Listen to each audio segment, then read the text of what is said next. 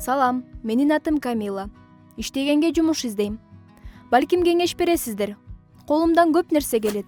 Үй жыйнап, бала багып, дүкөнгө тамак аш сатып алганга бара алам. Профессионалдардай кылбасам да колу бошобогон адамдардын ишине жарайм. Окуучуга баары турганда акчанын эмне кереги бар дешиңиздер мүмкүн. Ооба, азыр менде баары жетиштүү. Бирок үй бүлөбүздөгү эң негизги адамдан айрылып калышы мүмкүн. Баары 1 жыл мурун башталган. Атам апама дайыма гүл алып келип, апам атамды жакшы көргөн тортун жасап, экөө сейилдегенге чыгышып абдан бактылуу эле.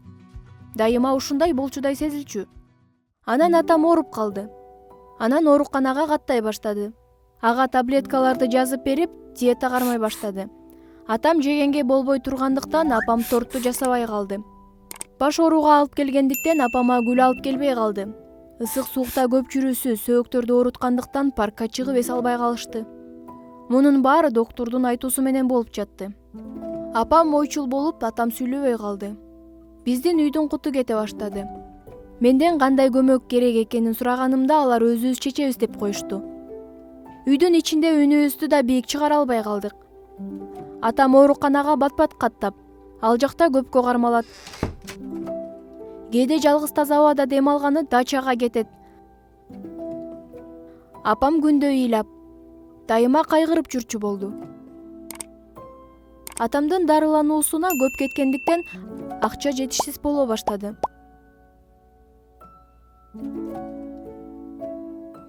Ойлонуп, мен да жашоомдогу биринчи жумушка орноштум. Эртең менен сабакка баратып, жолдон 4 класс ылдый окуган кошунанын баласын ала кетем.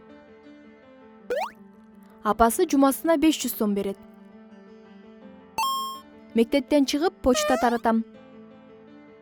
Саатына 20 сом алам.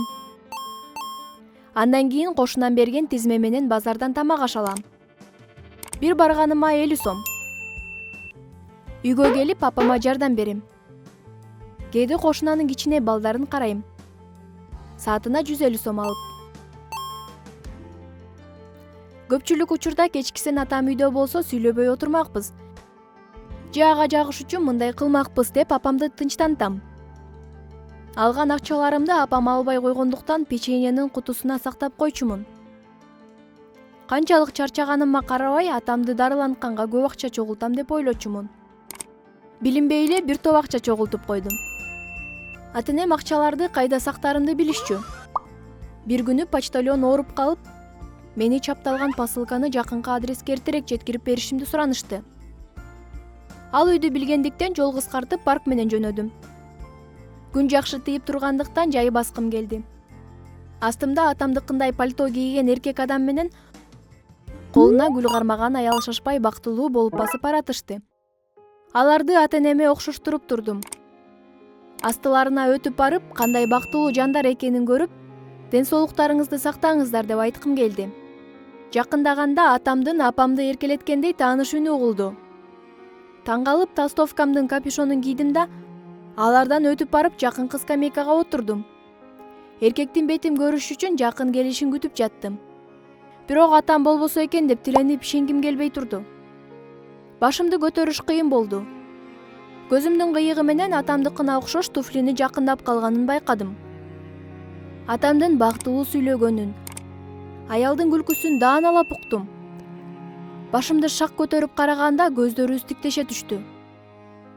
Ордунан теңселе түшкөн менин атам эле. Аялды колтуктап келе жаткан колун тартып алды. Аял таң калып бир мени, бир атамды алмак-салмак карай берди. Атамда үн жок. Мен посылканы алганды унутуп чуркап жөнөдүм. Эстеп кетип кайрылдым. Алар ордуларында турушуптур. Ал атамды суракка алып жатты. Посылканы алып кетеримде атам ийнимден кармап токтотту. Баары жайында. Бул аял доктор, башкача кабыл алба деп айта баштады. Ошол учурда доктор эмесмин. Калп айтканыңды токтот. Сопсоосуң деп аял кыйкыра баштады. Көрсө атам бизден мен үчүн гана кете албай жүргөнүн, баарын чечерин убада берип жүрүптүр. Эми баары ачыкка чыкканда эмнеге калп айтып кереги бар деп атамды колундагы жоогазы менен чапкылай баштады. Ичимден роза болбогонуна сүйүнүп койдум. Эмнеге мындай болуп кеткенин түшүнбөй, Оюм тумандап турду. Бир гана билгеним апам билбеши керек. Ал көтөрө албайт. Көз алдыма атамдын үйдөн кетиши, апамдын терезе түбүндө ыйлап отурушу тартыла түштү. Кулагымды жаптым да кыйкырып жибердим. Үйгө кандайча болуп келгенимди билбейм. Ойгонсом жанымда ата-энем отуруптур. Тамак, суусундук, жер жемиш беришсе да болбой ооруп жатам деп жатып алдым. Мени психологко алып барышты. Мени менен көпкө сүйлөшкөндөн кийин эс алуум керектигин, чарчагансың деди. Апам иштегениме тыюу салды. Мен үчүн убайымга түштү. А атамчы? Ал кайрадан үйгө көп жолу койт. Дайыма доктуру чалат. Ал чалгандан кийин атам үйдөн кеткенче шашат. Апам биз үчүн эки эсе кабатырланат. Мен же жумушка алаксый албай, же атамдын чыккынчылыгын апама айта албай орто жолдо чайналдым. Эң негизгиси атамды кантип токтотушту билбедим. Бир күнү акыркы сабактан эжейим эрте жөнөткөндүктөн үйгө эрте келдим. Үйгө кирип катып калдым. Атам мен чогулткан акчалардан алып жаткан эле. Мени көрүп ыйлап жиберди. Атам тиги аялды сүйөрүн, бирок ал аялга ойноп күлгөнгө, кийингенге жана башкаларга акча эле керектигин, акчасы жок болсо кабыл албастыгын, ошондуктан атайын эле оору тууралуу ойлоп, тапканын болбосо үйдөгү акчаларды ала албай турганын. Эми үйдүн да акчасы түгөнүп, менин акчамды алып баштаганын. Дагы көптөгөн сөздөрдү сүйлөдү. Бирок менин кулагыма эч нерсе угулган жок. Ошондон бери бизден кетип калбаш үчүн атама акча төлөп берип жүрөм. Жумушума кайрадан киргем. Бирок акыркы күндөрү акча жетишпей жатат. Мага жумуш караштырыңыздар.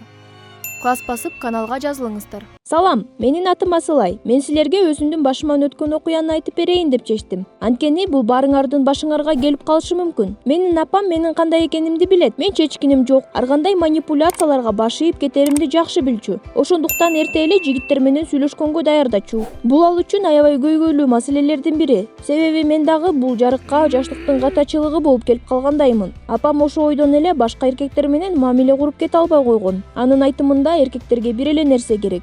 Ошондуктан аларга эч ишенбеш керек деп. Мен үчүн эң коркунучтуу боюмда болуп калган нерсе болчу. Апам төрөгөн кандай оор экендигин, андан кийин эмне болуп кетерин көргөзгөн видеонун шилтемелерин жөнөтчү. Андан дагы мен үчүн эң коркунучтуу бул кесарево болчу. Өзүң төрөй албасаң, ичиңден кескилеп анан баланы алып чыкканы. Кичине жата турсун деген нерсе жок. Бала төрөлөрдө нан бышкандай эле өз убагында алып чыгыш керек, же өзүң чыгарышың керек. Мына ушундай ойлор менен мен такыр эле балдар менен сүйлөшкөнгө даяр эмес болчумун. Мен ушунчалык коркуп калыптырмын. Эгер мени бала колуман кармап койсо эле боюмда бар болуп калат деп ойлочумун. Ошондуктан мен алардан каччумун. Алар деле мени көрүп мага жакындайын дешчү деле эмес. Мен бул нерсе үчүн аябай кабатырланчумун.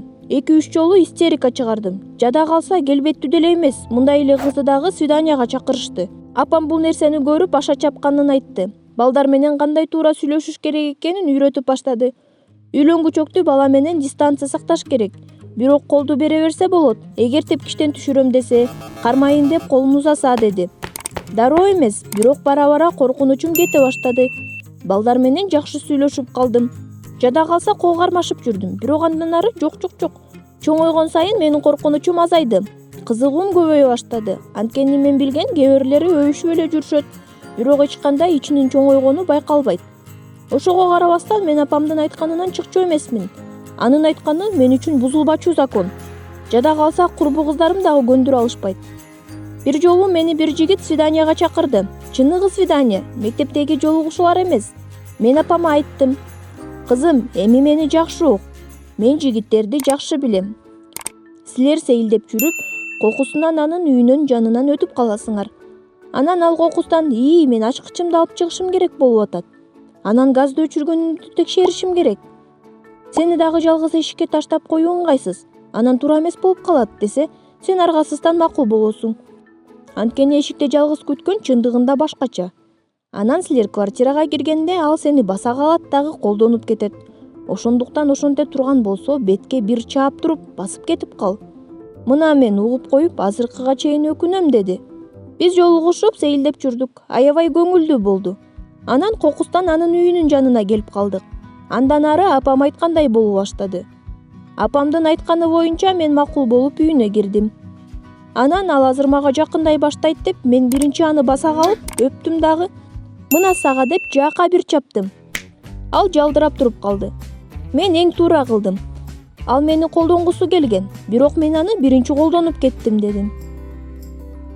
Үйгө кирип бардым дагы апама болгонун айтып бере баштадым. Чындыгында ал туура айтыптыр. Бардыгы ал айткандай эле болду деп. Бирок мен акылдуулук кылып аны колдонуп кеттим. Сарсанаа болбоңуз дедим. Апам жүрөгүн кармаган бойдон кулап түштү. Мен дароо тез жардам чакырдым. Тез жардам келгенге чейин «Апоо, эмнени туура эмес кылдым, эмне болду?» деп жаттым. Апамды ооруканага алып жаткырышты. Ал инфаркт болуптур. Доктурлар ага жардам берип айыктырышты. Бирок ал сүйлөй албай одышка болуп кыйналып атты. Доктур бул нерсе бара-бара кетет, бирок азырынча тынчтык эле керек деди. Ошондуктан мен ал окуяны эстетким деле келген жок. Балдар жөнүндө деле такыр айтпай турайын деп чечтим. Мен балдар менен сүйлөшпөй калдым. Чалууларды алчу эмесмин. Соц тармактардан дагы жооп берчү эмесмин. Көп убактымды апам менен өткөрүп аны карачумун. Бир топ күндөн кийин аны ооруканадан чыгарышты. Мен аны үйдө деле карап жаттым. Мен тез эле чарчап, көп уктагым келип, кээде кускум келип калчу болду. Апама болсо айта алган жокмун. Анан Google'дан сурайын деп ойлодум. Окусам боюнда болгондогу белгилер экен баары. Кантип? Менин кантип боюмда болуп калышы мүмкүн? Биз жөн гана өбүшпөдүк беле? Же ушунчалык катуу өп салдымбы мен аны? Ушундай болушу мүмкүнбү? Апамдын айтканы туура эле болчу экен. Мен аны укпай чоңгата кетирдим. Ошонун айынан апам ооруп калды. Мен болсо минтип боюмда болуп турам. Доктурга барыш керек эле. Ал бул нерсеге чын ишенсе болобу же жокпу айтат. Бирок алгач мен ичимдеги баланын атасына чалышым керек. Дароо эле чалдым дагы балага болгон жоопкерчиликтен качпашы керек. Антпесе мен сот аркылуу алимент төлөтөм дедим. Мен бардык эркектер окшош. Коркоктор, жоопкерчиликтен коркушат деп баштадым. Ал мени укпай трубканы коюп салды. Мени күтүп турган уяттан аябай корктум. Жалгыз эне болуп баланы төрөгөн, чоңойтконду айтпай эле коеюн. Ичимдин ылдый жагы катып, кускум келип баштады. Мен ооруканага тез арада барышым керек эле. Мен тиги баланы таап, чогуу ооруканага барышыбыз керек. Бул сенин балаң дедим. Ал бар кетчи, жинди го бул деп качып кетти. Эптеп өзүмдү топтоп жакынкы поликлиникага өз алдынча эле барууну чечтим. Доктур белгилердин баарын сурап, ойлонуп кабинеттен чыгып кетти. Бир убакыттан кийин башка врачты ээрчитип келди. Мени рентгенге жөнөтүштү. Андан соң 111 кабинетке жөнөтүштү. Ал жакта онколог деп жазылып турган. Мен коркуп кеттим. Боюмда эле болсунчу деп корктум. Бирок чындык бул нерседен да коркунучтуу экен. Доктур мага акырын айтканга аракет кылды. Бирок мен үчүн бул чоң сокку болду. Рак, 4-үнчү стадия. 1 айга жетпеген убакыт калды. Көзүм караңгылай баштады. Мен өзүмдү жогото баштадым. Оюмда бир эле нерсе болду. Апамчы, ал мен жок кантет. Менден башка анын эч кимиси жок. Доктур мага сарсанаа болбоңуз, дагы шанс бар. Бизде жаңы препарат бар, сизди айыктырып калуу мүмкүн. Жаңы препарат менен иштөө тажрыйбасы аз. Ошондуктан так айта албайбыз деп жатты. Андан бери жарым жыл өттү. Мен операцияны ийгиликтүү жеңип, азыр химиотерапия алып жатам. Врачтар азырынча жакшы прогноздорду айтышууда. Апам болсо жакшы болуп калды. Мен өзүмдүн окуямды силер менен бөлүшкөнүмдүн себеби жашоодогу ар бир мүнөттү баалап жашагыла, эч кайгырбагыла жана ден соолукта болгула дейт элем. Аягына чейин укканыңыздарга рахмат. Биздин каналга катталганды унутпагыла. Каналга жазылгыла жана досторуңар менен бөлүшкүлө. Жаңы бөлүмдөрдү өткөрүп жибербеш үчүн коңгуроону басып койгула.